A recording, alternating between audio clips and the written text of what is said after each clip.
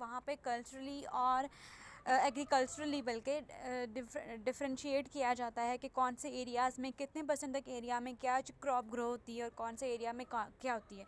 जैसे पाकिस्तान का जितना भी एरिया इरिगेटेड लैंड है या एग्रीकल्चरल लैंड है जहाँ पे कुछ भी ग्रो हो सकता है, उसका 40% जो एरिया है वो वीट ने ऑक्यूपाई किया हुआ है कि वहाँ पे वीट ग्रो होती है।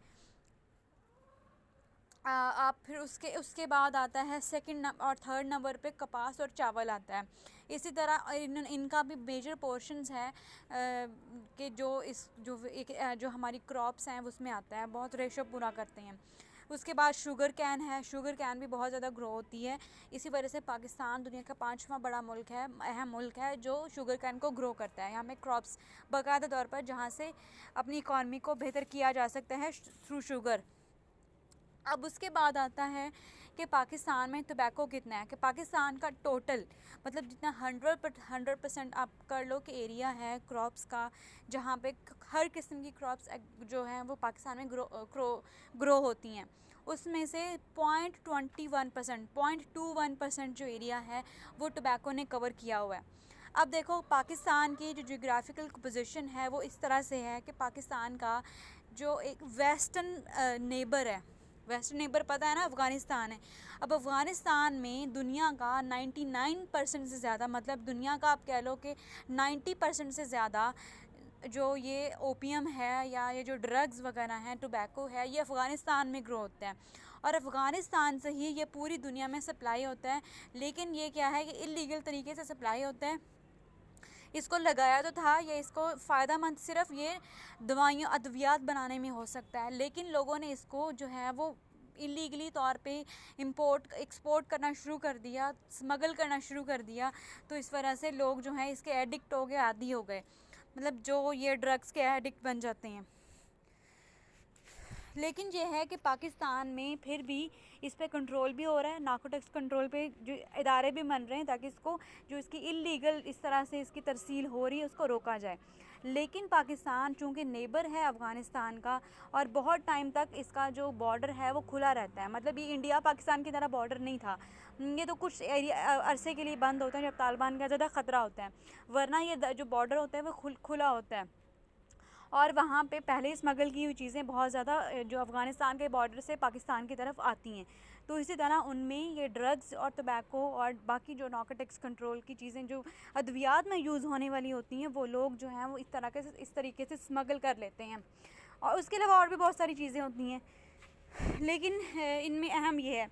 अब ये है कि टोबैको है क्या, ये इतना ख़तरनाक क्यों है, अगर ये ख़तरनाक है तो ये आज तक लोग इसको ग्रो क्यों करते हैं, मतलब कुछ लोग जो अद्वियात बनाने के लिए यूज़ करते हैं, तो उसका फ़ायदा क्या हो सकता है। और टोबैको ग्रो करने से किसी भी मुल्क की, पाकिस्तान को छोड़ो, किसी भी मुल्क की इकॉनमी पे कैसे वो असरअंदाज हो सकता है। ठीक है, क्या ये सवाल आता है ना कि अगर अफ़गानिस्तान जैसा मुल्क है जहाँ पे सबसे ज़्यादा टोबैको ग्रो किया जाता है, क्रॉप बहुत अहम क्रॉप है वहाँ की, ठीक है, चाहे वो इलीगल तरीके से इसको करें, लेकिन फिर भी पाकिस्तान जो अफ़गानिस्तान है वो फाइनेंशियली बहुत वीक है, वो एक गरीब मुल्क है। तो कुछ रीज़न्स होंगे, कुछ एडमिनिस्ट्रेशन के रीज़न्स हैं, कुछ और रीज़न्स हैं कि जिसकी वजह से ये जो दवाइयों में यूज़ होने वाला जो अद्वियात हैं, ये इस तरह के केमिकल्स और ड्रग्स होते हैं, ये आम लोग यूज़ कर रहे हैं। चलो अब ये देखते हैं कि इसकी शुरू कहाँ से हुआ था, कहीं ना कहीं से तो इसका आगाज़ हुआ होगा, इसका कोई हिस्टोरिकल पर्सपेक्टिव होगा, कुछ ना कुछ इसका रिलेशन होगा किसी सुपर पावर के साथ। अब वो कहते हैं कि टोबैको का असल जो वतन है वो बरे आज़म अमरीका है, मतलब कोलंबस ने जब 1492 में अमरीका को डिस्कवर किया था तो उस वक्त उसने ये भी जो टोबैको है या तंबाकू है इसको भी डिस्कवर किया था। तो वहाँ के जो मकामी बाशिंदे थे, जो वहाँ के नेटिव्स थे, जिनको अरावक कहते हैं, एक पाइप के ज़रिए से तंबाकू नोशी करते थे, मतलब वो ऑलरेडी एडिक्ट थे इस चीज़ के, और जो वहाँ के नेटिव्स थे उनको एक ख़ास नाम दिया है, वो है अराविक।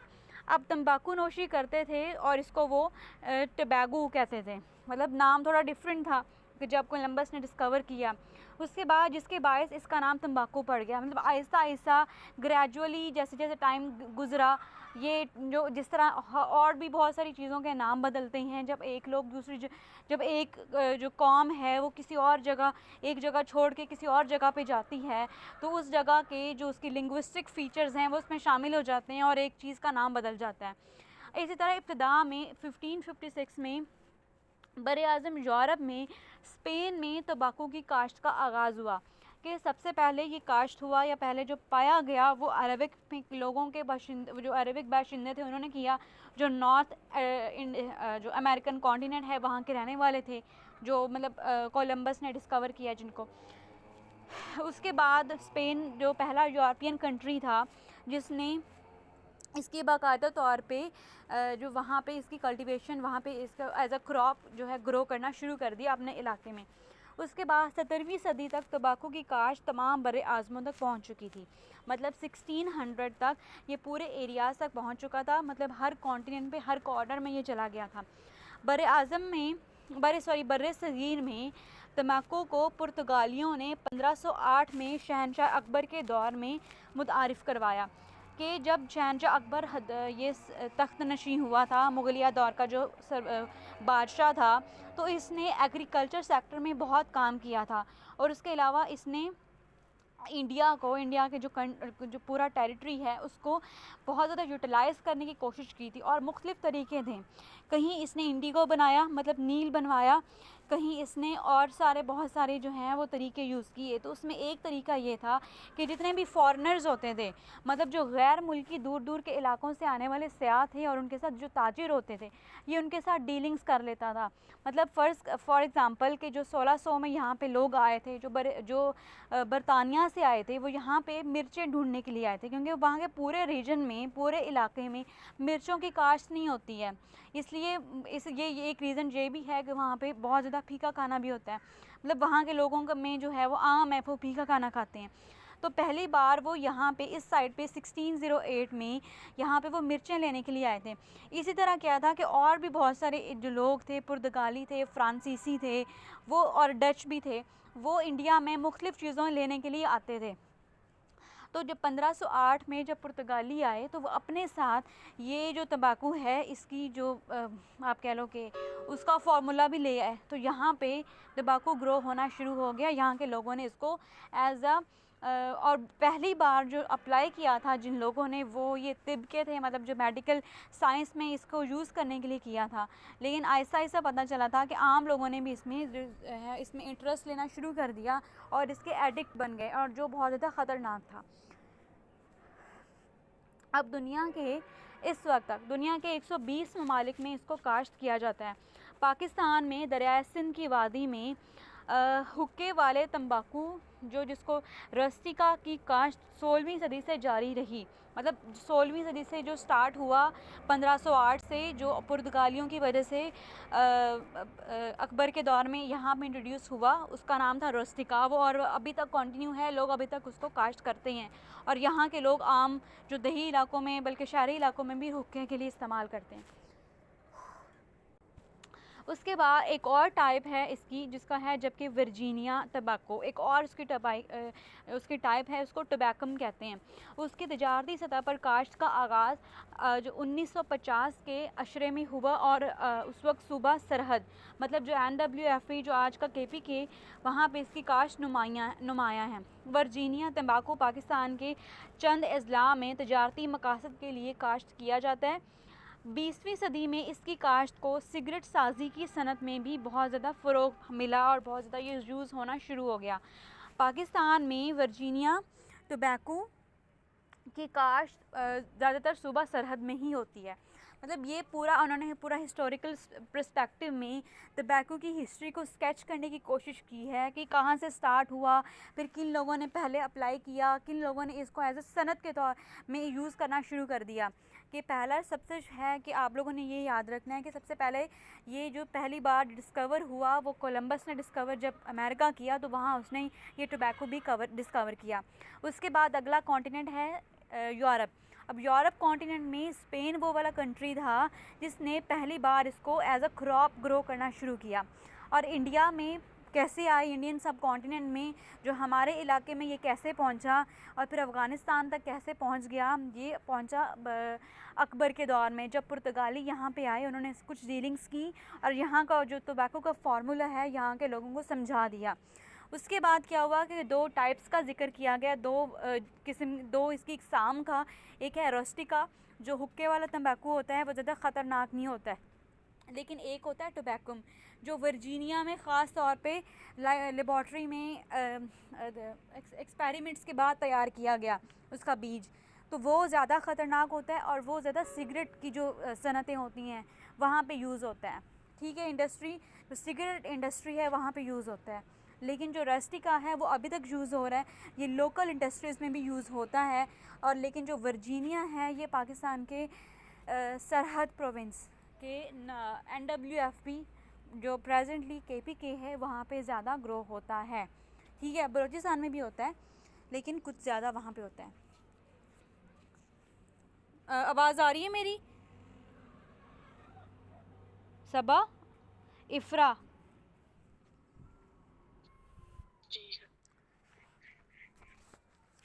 अब उसके बाद अब इंडिया, ये आपने अगर ये एक सवाल है, वैसे लिख लो असाइनमेंट के लिए, शॉर्ट क्वेश्चन होगा।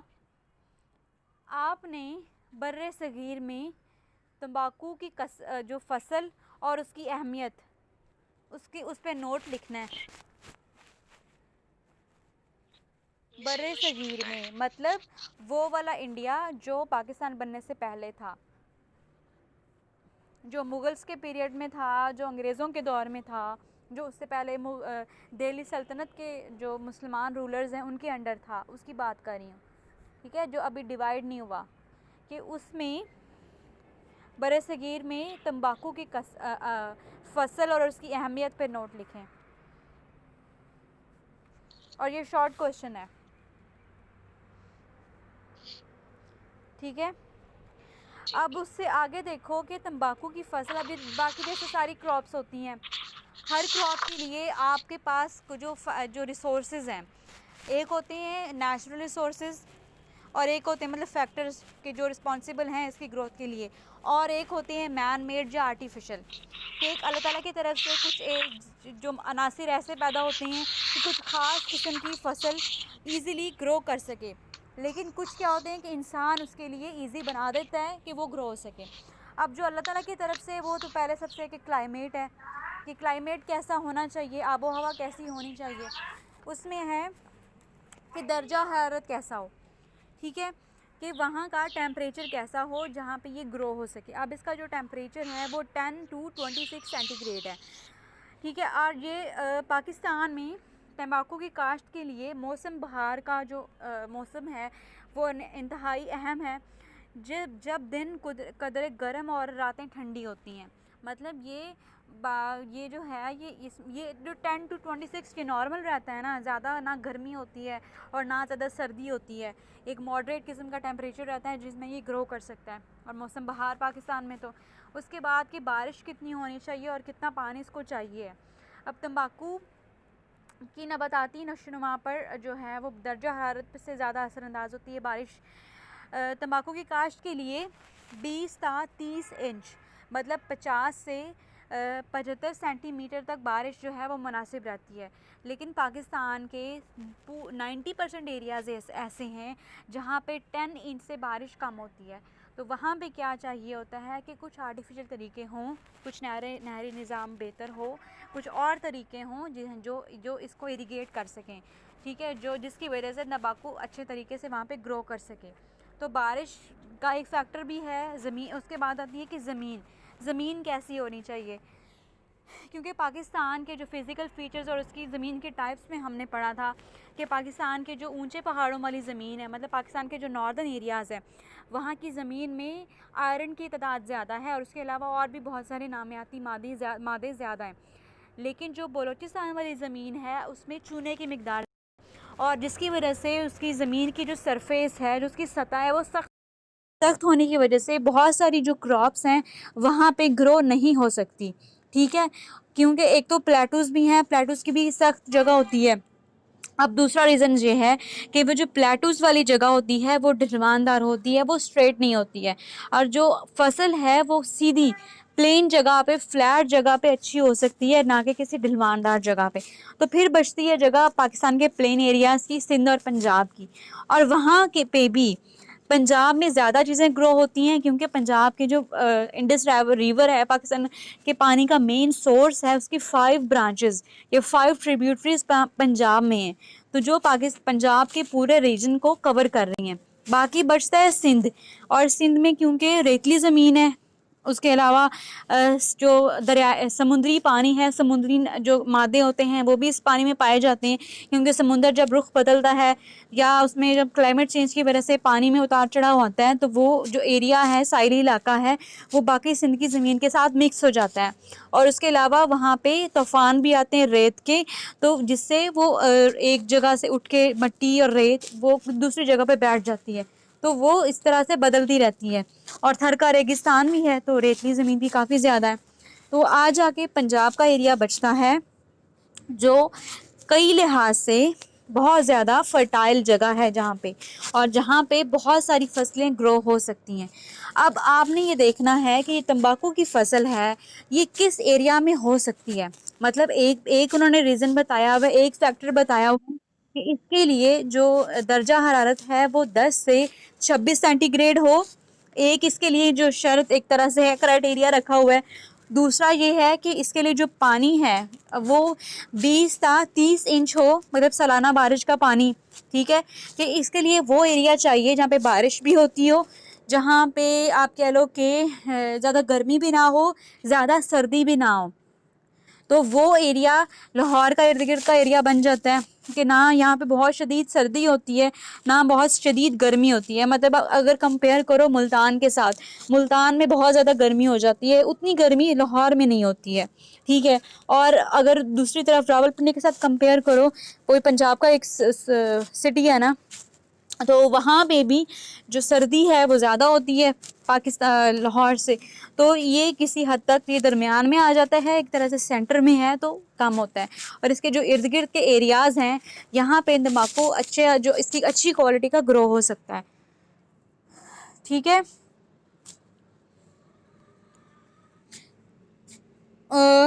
उसके बाद अब देखो कि इसके लिए जो मैन मेड रिसोर्सेज हैं, जो इकोनॉमिक फैक्टर्स हैं, वो कौन कौन से हैं, और वो किस तरह से हमारी लिए जो सूदमंद और फ़ायदेमंद हो सकते हैं इस किस्म की फसल के लिए।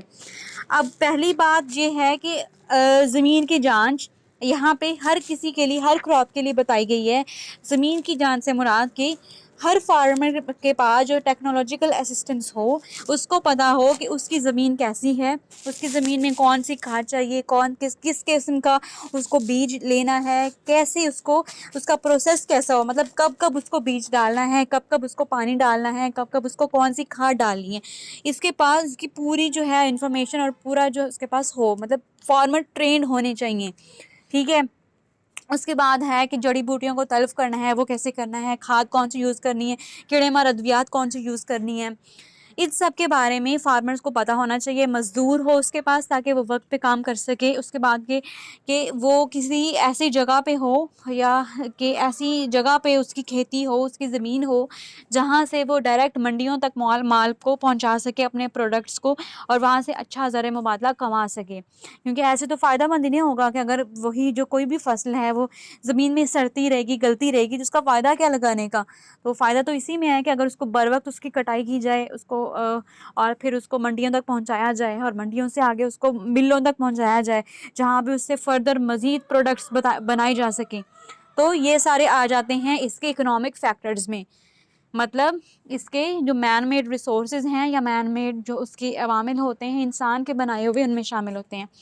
अब उसके बाद देखो कि पाकिस्तान में तंबाकू जो पैदावार है या फसल है, वो किन किन इलाकों में ज़्यादा होती है और किन किन इलाकों में कम होती है। हाँ, पंजाब में KPK के अजला शारसदा, मर्दान, सवाबी, मानसेरा, मालाकंड, बोनीर और नौशेरा तंबाकू की फसल के लिए बहुत अहम हैं।